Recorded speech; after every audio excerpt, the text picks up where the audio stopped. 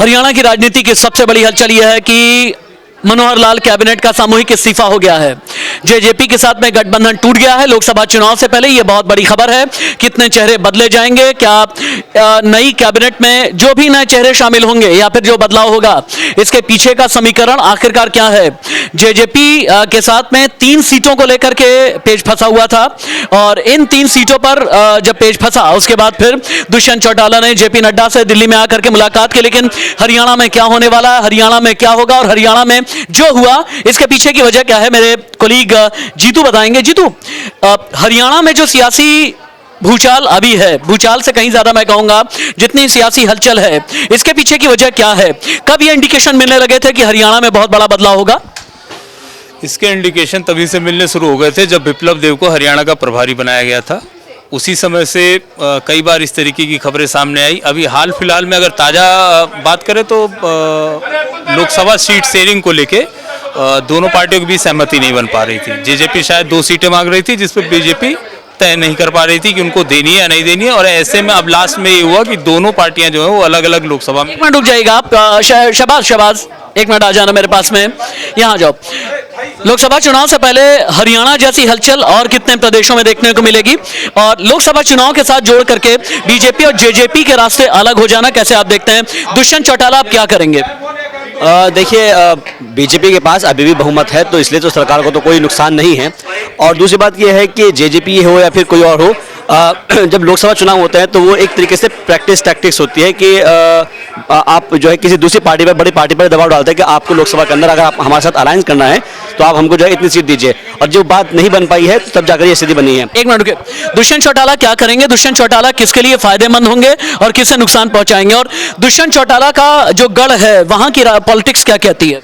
देखिए, ऐसा है, अभी फिलहाल तो उनका किसको नुकसान पहुंचाना है, किसको फायदा पहुंचाना है ये तय नहीं है, क्योंकि उनके पास 10 सीटें थी।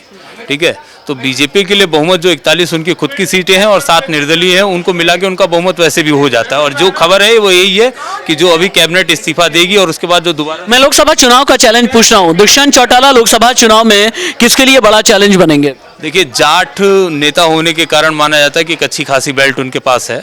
ठीक है, हिसार, हांसी और उनका जो मेन इलाका माना जाता है उस साइड में उनका वोट बैंक है। उसके अलावा आपका पलवल और आसपास के जो एरिया उधर भी जाट बेल्ट अच्छी है। लेकिन इसमें दूसरा जो दल है कांग्रेस, वहाँ पे भी जाट वोट बैंक ही ज़्यादा है। हुड्डा जो है वो भी एक तरीके से उसी का प्रतिनिधित्व करते हैं। तो ऐसे में बीजेपी के लिए मुझे नहीं लगता कि कोई बहुत बड़ी चुनौती है। बस ये है कि आपको लगता है बीजेपी, कैमरा इधर लेकर के आ जाइए शहबाज मेरे साथ में। हाँ, अब मुझे ये बताओ कि हरियाणा की मौजूदा पॉलिटिक्स को किस तरीके से तुम देख रहे हो? ये जो चेंजेस है इसे लेकर के तुम्हारा अपना एनालिसिस क्या है?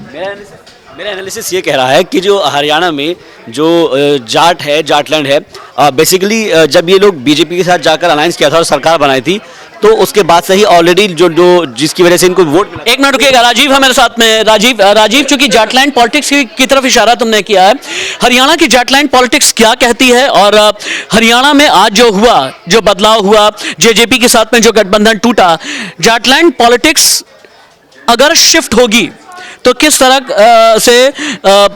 तरह से गेम चेंजर साबित होगी? ये पिछले कई दिनों से दिखाई पड़ रहा था। दोनों ही दल राशिद तैयार नहीं थे चुनाव में साथ जाने के लिए। सच है, हरियाणा का कहा जाता था पहले चौधर होती है वहां पर हरियाणा में, चौधर कहां की, रोहतक की चौधर चलेगी। और अभी बीरेंद्र सिंह के बेटे ने जो इस्तीफा दिया, जो कि सांसद है, उसने यही कहा था अगर जेजेपी के साथ आप जाएंगे हम साथ नहीं रहेंगे। एक झटका सांकेतिक लगा है। चौधर की जो चौसर है, चौधर की चौसर के बड़े मोहरे कौन है?